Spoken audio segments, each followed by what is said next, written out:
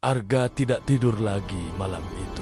Video berdurasi 12 detik itu ia putar berulang-ulang. Di dalamnya, ia melihat dirinya sendiri tertidur.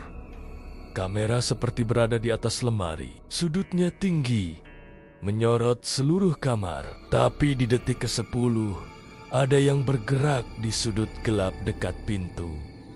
Sosok tinggi, tidak jelas wajahnya, berdiri mengawasi Arga yang sedang tidur. Lalu Arga di video membuka mata.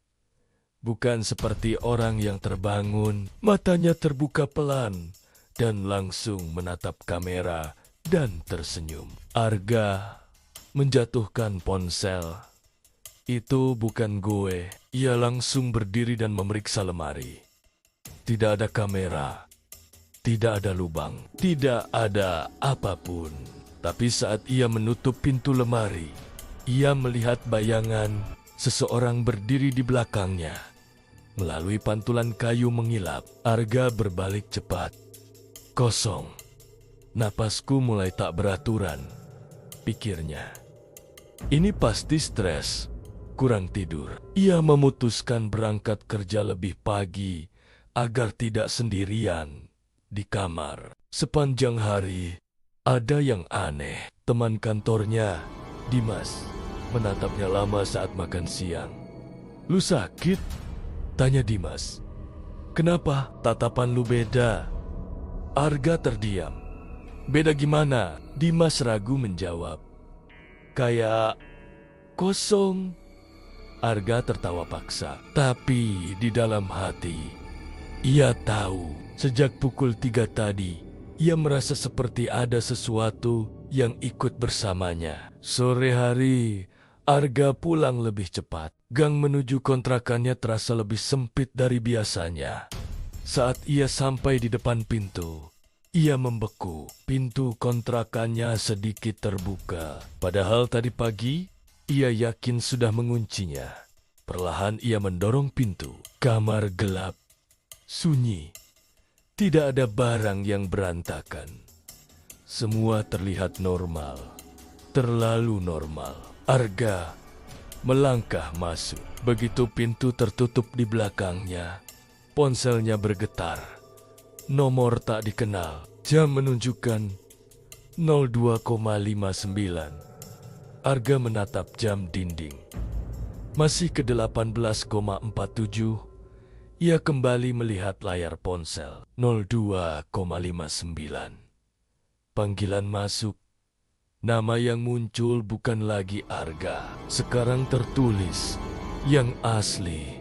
Tangan Arga gemetar hebat.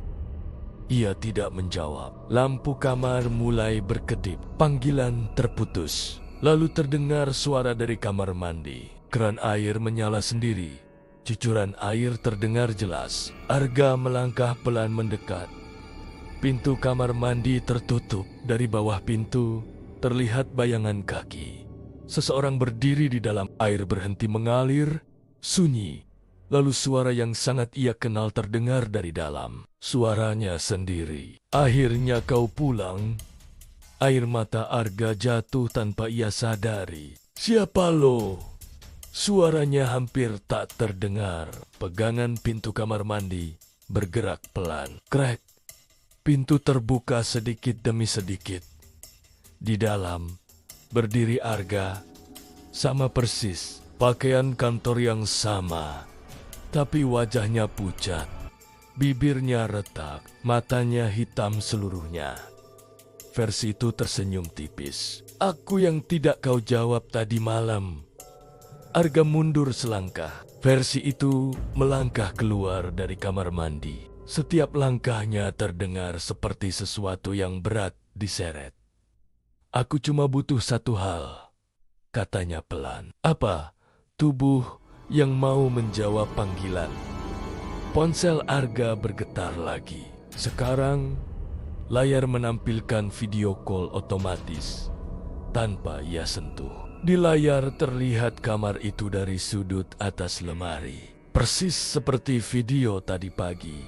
Dan di dalam layar terlihat dua Arga berdiri saling berhadapan. Yang satu gemetar ketakutan, yang satu tersenyum tenang. Versi bermata hitam mendekat. Setiap orang yang menjawab panggilan pukul 3. Bisiknya ditukar. Arga menggeleng keras. Kue nggak jawab. Kue nggak pernah jawab. Sosok itu tersenyum lebih lebar. Kau menekan tombol terima saat gelap tadi. Ingatan Arga mendadak muncul saat lampu mati, saat napas terasa di belakangnya. Ia memang menekan tombol itu. Sosok itu kini hanya sejengkal darinya. Udara menjadi sangat dingin. Sekarang giliranmu tinggal di dalam, katanya. Lampu mati. Gelap total. Terdengar suara benturan keras.